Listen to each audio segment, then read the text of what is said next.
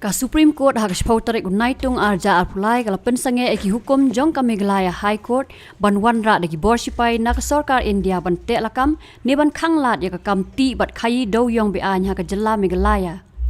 Ka kam tenat po yeng ka sarkar India kala rat dak special leave petition ha Supreme Court dak baong. Bagi borsipai ka sarkar India ki di ban yakun ban penne ya ka jingsingan kari bat kam don lenti ni kendon ban pa iki pertan sipai Central Industrial Security Force lani Central Armed Police Force ban yakun persa ya ka kam dewïong.